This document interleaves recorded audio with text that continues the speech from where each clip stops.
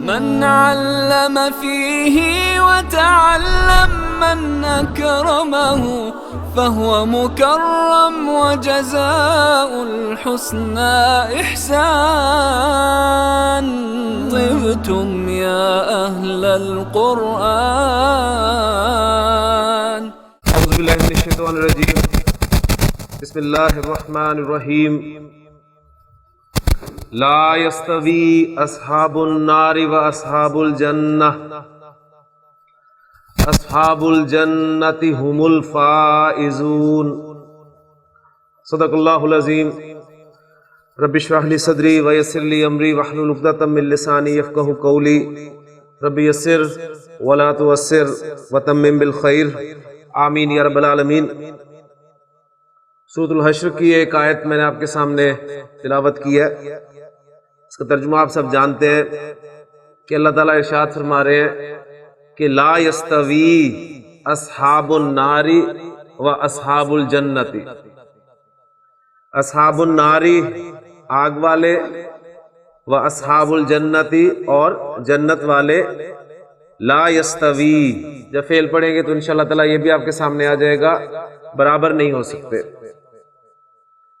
واصحاب الجنت اور جنت والے ہم الفائزون، ہی کامیاب لوگ ہیں. یہ دوسرا جملہ آپ کے سامنے آیا ہے کہ اصحاب الجنت ہم الفائزون. آج ہم اس اسلوب پر بات کریں گے انشاءاللہ تعالیٰ.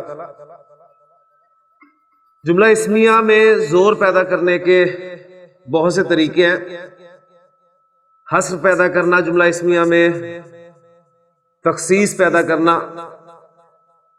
عربی زبان میں آپ دیکھیں گے ابھی تو جملہ اسمیہ کے ساتھ زور پیدا کرنے کے اتنے طریقے ہیں، تو جب آپ فعل پڑھیں گے اور پھر جملہ فعلیہ پڑھیں گے تو اس میں پھر زور پیدا کرنے کے، یعنی فعل آپ کے علم میں اتنا تو ہے ہی کہ فعل یا ماضی ہوتا ہے یا مضارع ہوتا ہے عربی زبان میں استعمال ہونے والا فعل. تو ماضی میں زور پیدا کرنے کا ایک الگ اسلوب آپ کے سامنے آئے گا، پھر مضارع میں زور پیدا کرنے کا ایک الگ اسلوب آپ کے سامنے آئے گا.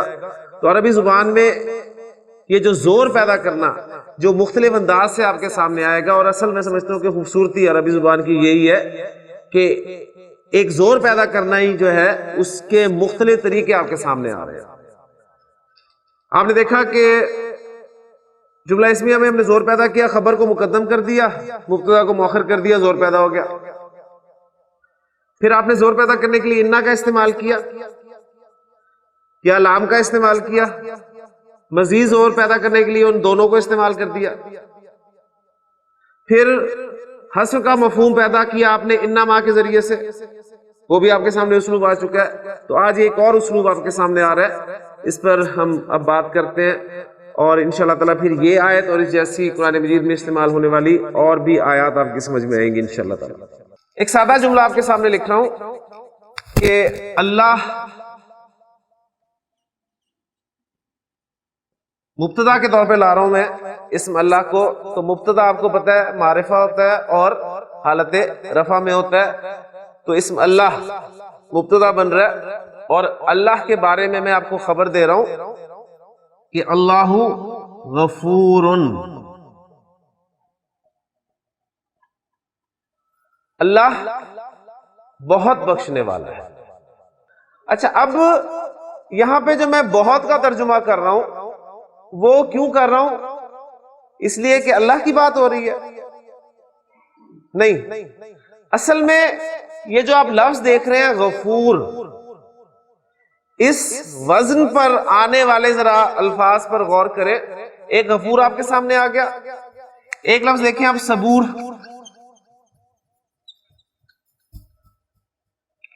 غفور، صبور، پھر شکور،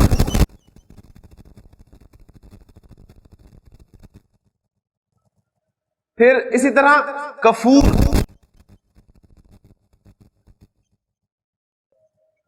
پھر اسی طرح سورۃ العادیات میں آپ نے ایک لفظ پڑھا کنود.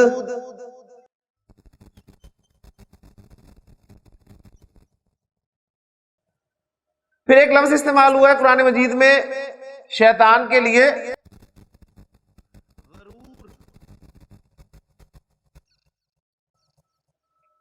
اب یہ دیکھیں ان تمام الفاظ کی ایک ہی ڈائی ہے، ایک ہی وزن ہے، غفور، صبور، شکور، کفور، کنود، غرور، یعوس وغیرہ وغیرہ بہت سارے الفاظ آپ کو ملیں گے۔ اس لفظ میں یہ بہت جو ہے یہ بلٹ ان، یہ بہت زیادہ کا مفہوم اس لفظ کے اس ڈائی کے اندر شامل ہے۔ یعنی یہ جو آپ کے سامنے ڈائی آ رہی ہے نا، یعنی ایک پیٹرن آ رہا ہے، ایک وزن آ رہا ہے آپ کے سامنے، اس وزن کے اندر یہ بہت کا مفہوم جو ہے وہ پہلے سے ہی شامل ہے۔ تو اس لیے میں ترجمہ کر رہا ہوں اللہ غفور، اللہ بہت بخشنے والا ہے۔ اس اعتبار سے صبور کا ترجمہ کیا ہوگا؟ بہت صبر کرنے والا۔ دیکھیں صبر کرنے والا تو صابر بھی ہوتا ہے، ٹھیک ہے؟ اب صابر اور صبور میں کیا فرق ہے؟ صابر صبر کرنے والا اور صبور بہت صبر کرنے والا، اور یہ بھی اللہ کی ایک صفت ہے، ٹھیک ہے؟ اور صبر کے بنیادی معنی ہوتے ہیں رک جانا، یعنی آپ دیکھیں اللہ تعالیٰ ہماری غلطیوں پر ہمیں پکڑتا نہیں ہے، وہ رکا رہتا ہے، وہ ہمیں مہلت دیتا رہتا ہے۔ شکور، شکور کا لفظ انسان کے لیے بھی استعمال ہوتا ہے اور اللہ کے لیے بھی استعمال ہوتا ہے۔ اگر یہ انسان کے لیے استعمال ہوتا ہے اس کے معنی ہوتے ہیں شکر کرنا، شاکر شکر کرنے والا، اور شکور بہت زیادہ شکر کرنے والا۔ لیکن یہ لفظ اللہ کے لیے بھی استعمال ہوا ہے، اور اللہ کے لیے جب یہ لفظ استعمال ہوگا تو اس کے معنی ہوں گے بہت قدر کرنے والا۔ اللہ تعالیٰ بہت قدر کرنے والا ہے۔ آپ اللہ کے لیے کوئی قدم اٹھاتے ہیں، کوئی سٹیپ لیتے ہیں، اللہ تعالیٰ آپ کے اس سٹیپ کی قدر کرتا ہے۔ کفور، کافر انکار کرنے والا، اور کفور کیا ہوگا؟ بہت زیادہ انکار کرنے والا، یعنی بہت ناشکرا۔ یعنی کفر جو ہے وہ شکر کے معنی میں جب آتا ہے تو یعنی ناشکری مفہوم ہوگا اس کا، تو کفور کے معنی ہوں گے بہت زیادہ ناشکری کرنے والا۔ اسی طرح کنود، اس کے معنی بھی ناشکری کرنا کہیں ہے تو بہت زیادہ ناشکرا۔ ان الانسان لربہ لکنود، یقیناً انسان تو اپنے رب کا بڑا ہی ناشکر ہے۔ اب یہ دیکھیں اتنے سارے الفاظ ہمیں ایڈ کرنے پڑیں گے اس کنود کے وزن کو بھی ظاہر کرنے کے لیے، اس انا کو بھی ظاہر کرنے کے لیے، اس لام کے معنی کو بھی ظاہر کرنے کے لیے۔ اب یہ آپ کو گرامر بتائے گی، الفاظ کے چند الفاظ کے معنی یاد کر لینے سے آپ کو یہ اسلوب پتہ نہیں چل سکتا، ذہن میں رکھیے گا۔ غرور، غین کی زبر کے ساتھ ایک لفظ غرور بھی استعمال ہوتا ہے، غین کی پیش کے ساتھ، اس کے معنی ہوتے ہیں دھوکہ۔ اور جو غرور ہے غین کی زبر کے ساتھ، اس کے معنی ہے بہت زیادہ دھوکہ دینے والا۔ تو شیطان کے لیے قرآن مجید میں اللہ تعالیٰ نے یہ لفظ استعمال کیا کہ شیطان جو ہے یعنی تم میں وہ سب سے بڑا دھوکے باز، دیکھو اللہ کے بارے میں دھوکے میں نہ ڈال دے۔ تو غرور غین کی زبر کے ساتھ۔ تو اللہ غفور، اللہ بہت بخشنے والا ہے۔ تو یہ جو ترجمہ میں نے بات شروع ہوئی تھی کہ یہ بہت کا مفہوم میں کہاں سے لا رہا ہوں، اس لیے نہیں لا رہا کہ بات اللہ کی ہو رہی ہے، اصل میں اس وزن میں وہ بہت کا مفہوم شامل ہے۔ قرآن مجید میں یہ بھی تو ہے نا، اللہ غافر الذنب، غافر بخشنے والا، تو اللہ غافر الذنب، اللہ گناہوں کا بخشنے والا ہے۔ لیکن اللہ غفور، اللہ بہت بخشنے والا بھی ہے۔ پھر اسی طرح آپ ایک دیکھیں گے غفار، وہ بھی وہی میٹیریل ہے، غین فارا، اس میں بھی یہ بار بار کا مفہوم ہوتا ہے، بہت زیادہ۔ اللہ غفار، اللہ بار بار بخشنے والا۔ آپ نے پڑھا ہے کہ مبتدا، معرفہ اور خبر نکرہ ہوتی ہے، ایسے ہی ہے نا؟ اچھا، ایک صورت ہوتی ہے کہ ہمارے لیے ممکن ہی نہیں ہوتا خبر کو نکرہ لانا، لہٰذا اس صورت میں میں خبر کو معرفہ لا سکتا ہوں۔ مثلا میں کہتا ہوں کہ ھذا زید، یہ زید ہے۔ اب یہاں پر دیکھیں مبتدا ھذا ہے اور زید جو ہے اس کی خبر کے طور پہ استعمال ہو رہا ہے اور زید معرفہ ہے، تو میرے لیے زید کو نکرہ لانا ممکن ہی نہیں ہے، اس لیے میری مجبوری ہے کہ میں خبر کو معرفہ لاؤں گا، ٹھیک ہے؟ حضرت یوسف علیہ السلام نے کیا فرمایا تھا؟ انا یوسف، میں یوسف ہوں، وہذا اخی، اور یہ میرا بھائی ہے. تو انا یوسف ہوں، یوسف کا لفظ جو ہے وہ خبر کی جگہ پر آ رہا ہے، اور خبر آپ کی ہم نے پڑھا ہے کہ نکرہ ہوتی ہے، لیکن جہاں ہمارے لیے ممکن ہی نہ ہو خبر کو نکرہ لانا، وہاں پر ہم خبر کو معرفہ لا سکتے ہیں. اب یہاں پر ہمارے لیے خبر کو نکرہ لانا ممکن ہے. اللہ غفور، اللہ بہت بخشنے والا ہے. لیکن اگر میں اس خبر کو جو نکرہ خبر ہے سے معرفہ کر دوں تو جملہ کیا بنے گا جی؟ اللہ، یعنی نکرہ کو معرفہ بنانا آپ کو الحمدللہ آتا ہے. کیا کرتے ہیں؟ نکرہ اسم کے شروع میں الف لام داخل کر دیتے ہیں، ٹھیک ہے، جس سے وہ نکرہ اسم جو ہے معرفہ ہو جاتا ہے. تو یہ جو غفورن کا لفظ ہے میرے پاس، اس میں میں الف لام داخل کر رہا ہوں اور یہ بن گیا آپ کا الغفور. ال کا حمزہ حمزۃ الوصل ہے، لہٰذا جب پیچھے سے ملا کر پڑھیں گے تو الف کی صورت میں لکھا رہ جائے گا، پڑھنے میں نہیں آئے گا. اللہ الغفور. اب ترجمہ کیا ہوگا؟ اب ترجمہ ہوگا اللہ ہی بخشنے والا ہے. یعنی خبر کو معرفہ لانے سے اس میں آپ دیکھیں زور پیدا ہوگا. اس سے پہلے میں کیا کہہ چکا ہوں کہ جہاں پر میرے لیے خبر کو نکرہ لانا ممکن ہی نہیں ہے وہاں پر زور پیدا نہیں ہوگا، وہاں پر میں معرفہ ہی استعمال کروں گا خبر کو، جیسے ایگزامپلز میں نے آپ کے سامنے رکھی ہے. لیکن جہاں پر میرے لیے خبر کو نکرہ لانا ممکن ہے وہاں میں اسے نکرہ لاؤں گا. لیکن اگر میں اس نکرہ خبر کو معرفہ لے آؤں تو اس سے جملے میں کیا فرق پڑے گا؟ جملے میں فرق یہ پڑے گا کہ آپ دیکھیں گے اس میں زور پیدا ہو جائے گا. اس میں اب وہ زور جو ہے مختلف الفاظ سے، میں نے پہلے بھی عرض کیا تھا، ہم اردو میں مختلف الفاظ سے اس زور کو ادا کرتے ہیں. ہی سے کرتے ہیں، تو سے کرتے ہیں، صرف سے کرتے ہیں. یہ وہ الفاظ ہیں جب ہم اردو جملے میں زور پیدا کرنے کے لیے استعمال کرتے ہیں. تو اللہ الغفور، اللہ ہی بخشنے والا ہے، یا اللہ بہت بخشنے والا ہے. اس جملے میں اردو میں جو الفاظ ہیں ان کو تھوڑا سا آگے پیچھے کریں. اللہ ہے بہت بخشنے والا، یعنی اللہ ہے بخشنے والا. کیا مطلب ہے؟ اور کوئی بخشنے والا نہیں ہے، اللہ ہی بخشنے والا ہے. کلیئر ہو گیا؟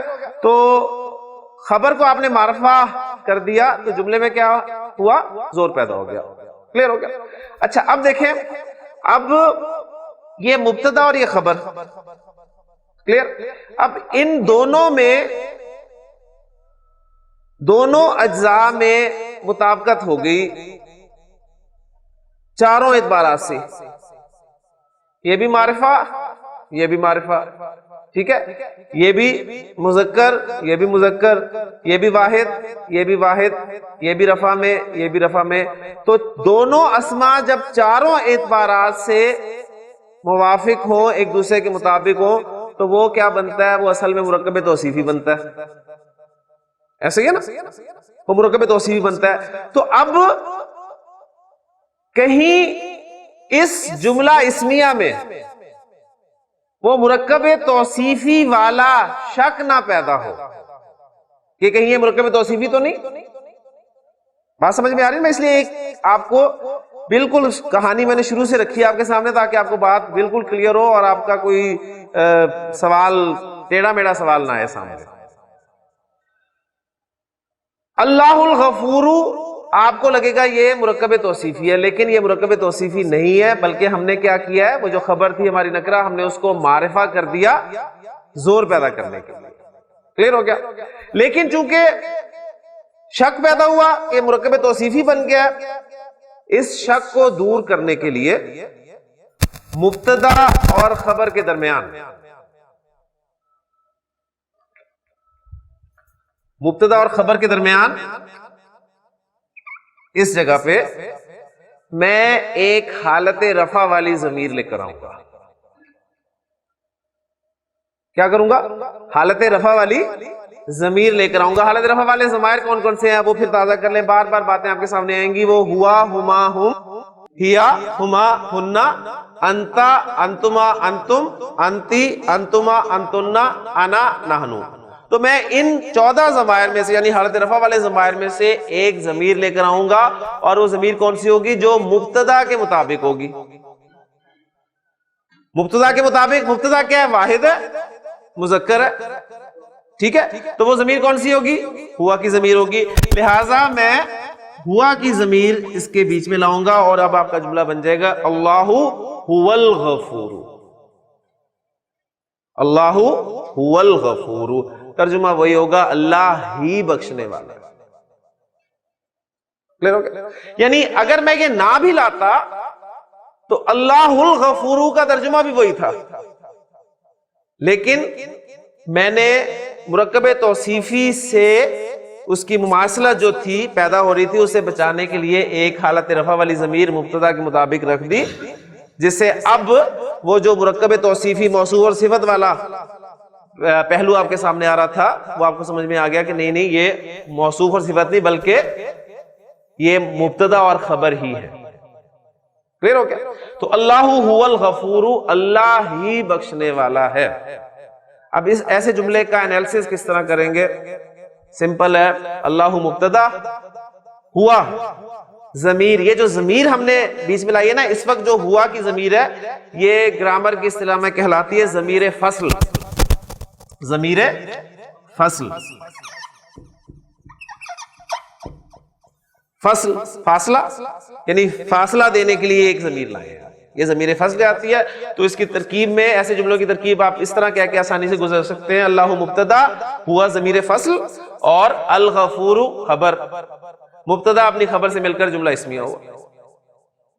ایک ترکیب اس طریقے سے کی جاتی ہے جو آسان ہے، اور ایک ترکیب اس طریقے سے بھی کی جاتی ہے ایسے جملوں کی کہ اللہ کو مبتدا مانا، پھر اس کے بعد ہوا کو پھر ایک مبتدا مانا، الغفور کو اس کی خبر مانا، مبتدا اور خبر کو جملہ اسمیہ بنا کر اس مبتدا کے لیے خبر بنا لیا، اور پھر مبتدا اور خبر مل کر جملہ اسمیہ بن گئے۔ تو یہ تھوڑی ذرا لمبی اور پیچیدہ ترکیب ہو جاتی ہے، یہ آسان ہے جو میں نے آپ کو بتائی ہے، اللہ مبتدا، ہوا ضمیر فصل، بس کافی ہے اتنا ہی، اور الغفور خبر، مبتدا خبر کے ساتھ مل کر جملہ اسمیہ بن گئے۔ کلیئر ہو گیا جی؟ تو یہ جملے میں آپ دیکھیں حصر کا مفہوم پیدا ہو گیا، تخصیص پیدا ہو گئی کہ اللہ ہی بخشنے والا ہے اور کوئی بخشنے والا نہیں ہے۔ سٹیپس آپ کے سامنے آ گئے ہیں، بعد میں نے آپ کو تفصیل سے سمجھا دی ہے۔ آپ اب جملہ سادہ جملہ اسمیہ ہے اس میں آپ یہ ہی کا مفہوم اگر پیدا کرنا چاہتے ہیں یعنی حصر کا مفہوم لانا چاہتے ہیں تو سٹیپس آپ کے سامنے کیا ہیں؟ ایک یہ کہ آپ مبتدا اور خبر کے درمیان میں ایک حالت رفع والی ضمیر لائیں جو مبتدا کے مطابق ہو، ٹھیک ہو گیا، اور خبر کو معرفہ کر دیں۔ دو سٹیپس ہیں، انشاءاللہ تعالیٰ آپ دیکھیں اسی طرح آپ کے جملے جو بننے شروع ہو جائیں گے انشاءاللہ تعالیٰ۔ اب میں آپ کے سامنے جو میں نے آیت پڑھی تھی سورۃ الحشر کی کہ لا یستوی اصحاب النار واصحاب الجنۃ واصحاب الجنۃ هم الفائزون، وہ میں آیت رکھتا ہوں اور آپ کے سامنے انشاءاللہ تعالیٰ اسلوب جو ہے بالکل کلیئر ہو جائے گا۔ اصحاب الجنۃ مضاف مضاف الیہ مبتدا، ٹھیک ہے، اصحاب الجنت جنت والے، اب اس کا ترجمہ کر رہے ہیں جنت والے۔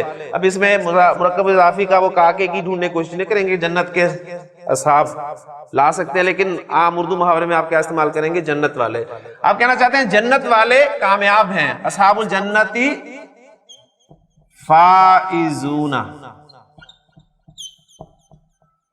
اصحاب الجنت فائزون، جنت والے کامیاب ہیں۔ سمپل جملہ، مبتدا آپ کا معرفہ، کہاں معرفہ ہے؟ مضاف الی المعرفہ معرفہ ہوتا ہے، اور خبر آپ کی نکرہ، مبتدا نکرہ کمبینیشن، معرفہ نکرہ کمبینیشن جو ہے آپ کا مبتدا خبر سے مل کر جو ہے وہ جملہ اسمیہ بن گیا۔ اب آپ کہنا چاہتے ہیں جنت والے ہی کامیاب ہیں، جنت والے ہی کامیاب ہیں، تو کیا کریں گے؟ میں نے دو سٹیپس آپ کو کیا بتائے ہیں؟ مبتدا اور خبر کے درمیان کیا لائیں گے جی؟ ایک ضمیر فصل لائیں گے حالت رفع والی، اور وہ کس کے مطابق ہوگی؟ مبتدا کے مطابق ہوگی، اور مبتدا آپ کا مرکب اضافی ہے، اور مرکب اضافی میں اصل کون ہوتا ہے؟ مضاف، تو مضاف ہے اصحاب، اصحاب جمع کا لفظ ہے اور مذکر ہے تو جمع کی ضمیر کون سی ہوگی؟ ہم، ہوا ہما ہم. آپ ہم لے آئے بیچ میں. اور دوسرا کام کیا کیا؟ وہ جو فائزون آپ کی خبر نکرہ تھی اس کو معرفہ کر دیں تو کیا بن جائے گا؟ الفائزون. تو آپ کے سامنے پورا جملہ کیا آ گیا؟ اصحاب الجنتی ہم اور پھر ال. اب یہاں پر دیکھیں پھر پرابلم ہے، ہم کا میم ساکن ہے اور لام بھی ساکن ہے، اور قاعدہ ہم نے یہ پڑھا تھا کسی بھی ساکن حرف کو جب آپ آگے ملاتے ہیں تو زیر دے کے ملاتے ہیں، لیکن اس قاعدے کے ایکسیپشنز کچھ تھے. ایک ایکسیپشن یہ پڑھا تھا کہ من کے نون ساکن کو آگے ملاتے ہوئے زبر دیتے ہیں. تو اب نوٹ کر لیں گے جو ہم ہے اس کے میم ساکن کو آگے ملانے کے لیے پیش دیتے ہیں. تو اصحاب الجنتی ہم الفائزون، جنت والے ہی کامیاب ہیں، یعنی جنت والے ہیں کامیاب، جنت والے ہیں کامیاب، جنت والے ہی کامیاب. قرآن مجید میں اللہ تعالیٰ نے یہ بھی بیان فرمایا کہ فمن زحزح عن النار، جسے آگ سے بچا لیا گیا، وادخل الجنت، اور جنت میں داخل کر دیا گیا، فقط فاز، تو وہ کامیاب ہے. یعنی ایک کامیابی کا تصور میرا ہے، آپ کا ہے، ہم سب کا ہے. ہمارے نزدیک کامیاب کون ہے؟ یعنی ہم یہی کہیں گے جی فوری طور پہ نظر ہماری جاتی ہے دنیا کے اعتبار سے جو جس کے پاس پیسہ ہے اور اچھا بزنس ہے، شہرت ہے، یہ سب کچھ ہے تو وہ کامیاب ہے.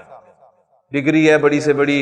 ایک یعنی اسٹوڈنٹ کا کامیابی کا تصور کچھ اور ہوگا، ایک بزنس مین کی کامیابی کا تصور کچھ اور ہوگا، اسی طرح کسی اور فیلڈ سے تعلق رکھنے والے شخص کا کامیابی کا تصور کچھ اور ہوگا. یہ ہمارے اصل میں کامیابی کے تصورات ہے.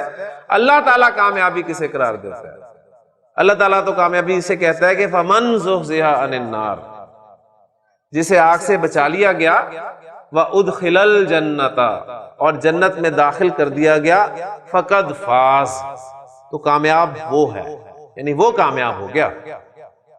ہمیں کوئی ڈگری، کوئی پیسہ، کوئی سٹیٹس کی بات نہیں کی، صرف یہ کہا گیا کہ جنت میں داخل کر دیا گیا تو کامیاب ہے. تو یہاں بھی وہی الفاظ آ رہے ہیں کہ اصحاب الجنتی ہم الفائزون، جنت والے ہی کامیاب. تو یہ تھا جی آپ کا جملہ اسمیہ میں حصر پیدا کرنا. الحمدللہ بات سمجھ میں آ گئی ہے. اب مزید کچھ جو ایگزامپلز دیکھ لیتے ہیں. جملہ ہے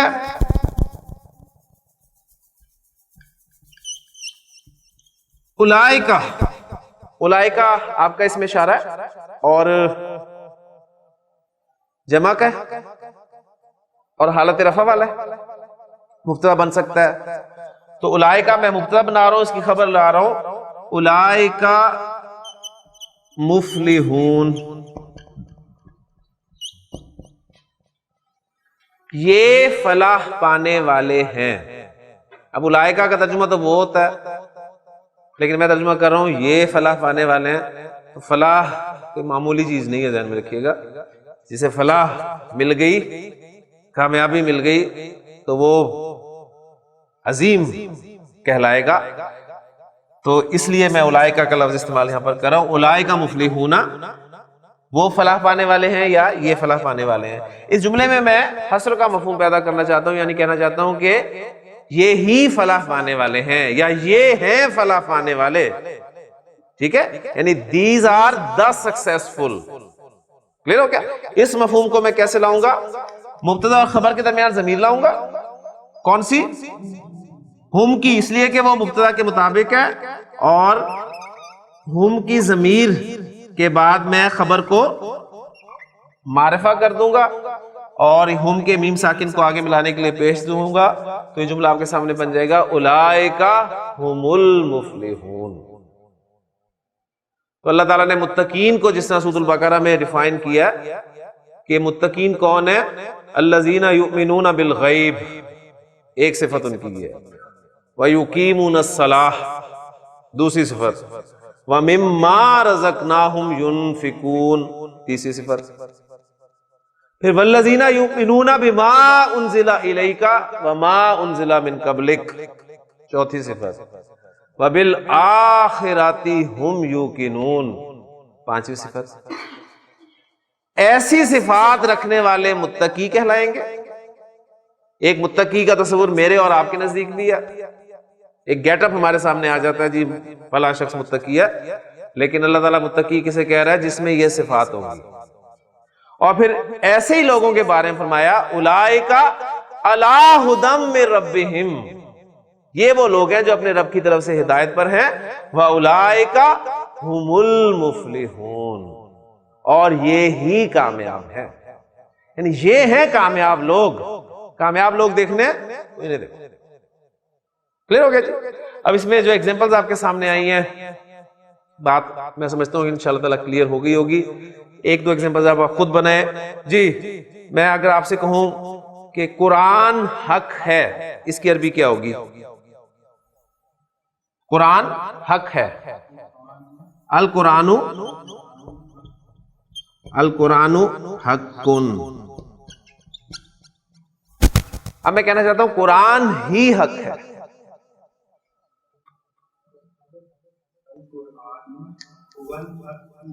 ہوا لے کیا ہے بیچ میں اور خبر کو معرفہ کر دیا.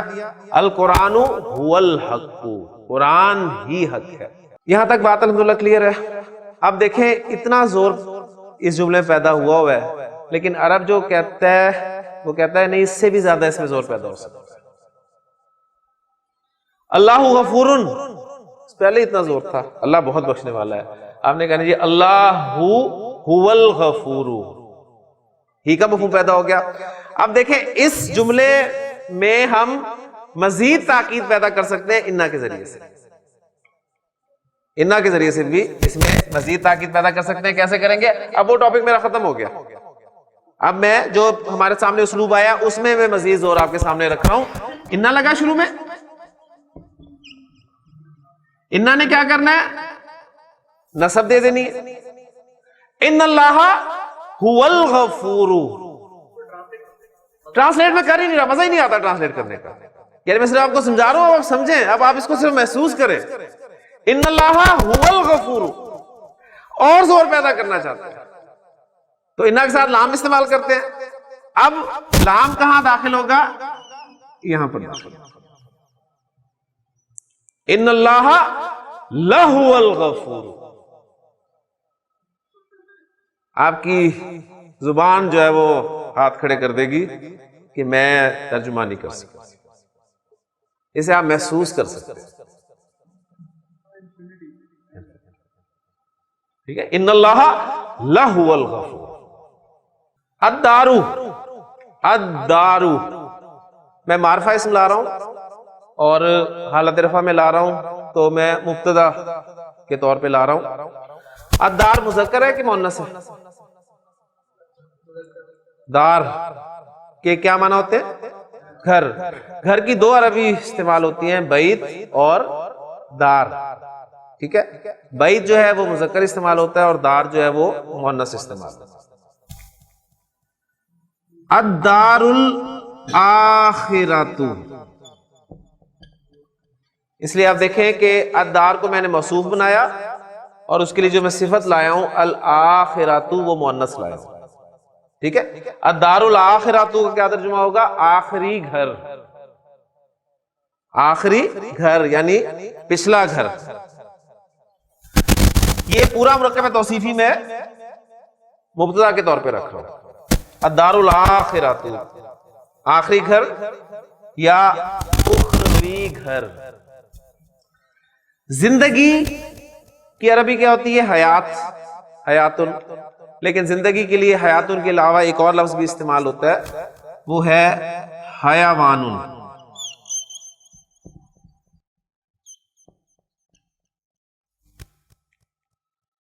حیوانن یہ بھی زندگی کے معنی میں استعمال ہوتا ہے. یعنی زندگی کے لیے آپ عربی میں جو الفاظ دیکھیں گے اس میں ایک حیات کا لفظ ملے گا، حیاتن، اور دوسرا حیوانن.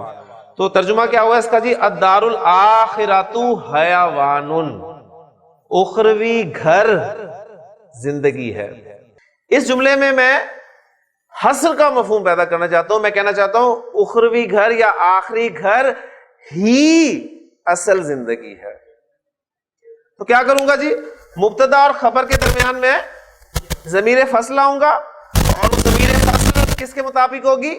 مبتدا کے مطابق ہوگی، اور مبتدا مرکب توصیفی ہے، اور مرکب توصیفی میں اصل حیثیت کس کو حاصل ہوتی ہے؟ موصوف کو، لہذا موصوف کے مطابق میں ضمیر لاؤں گا، اور میں نے ابھی آپ کو بتایا کہ موصوف جو ہے الدار وہ مؤنث ہے، لہذا ضمیر کون سی آئے گی؟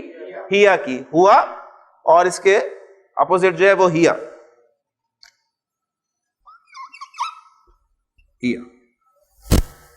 دوسرا کام کیا کرنا ہے؟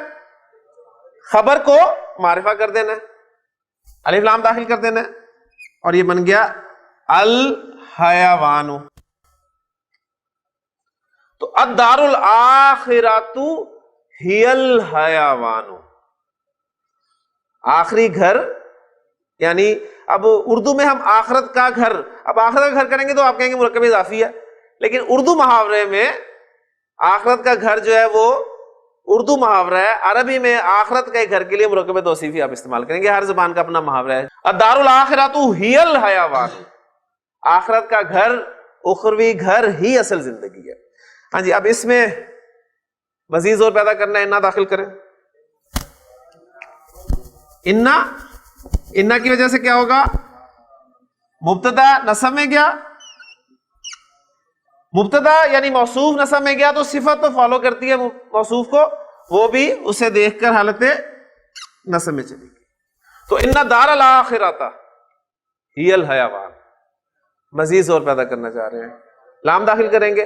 لام کہاں داخل ہوگا؟ ہیا پہ. تو ان دار الاخرۃ لہی الحیوان، ترجمہ نہیں کروں گا.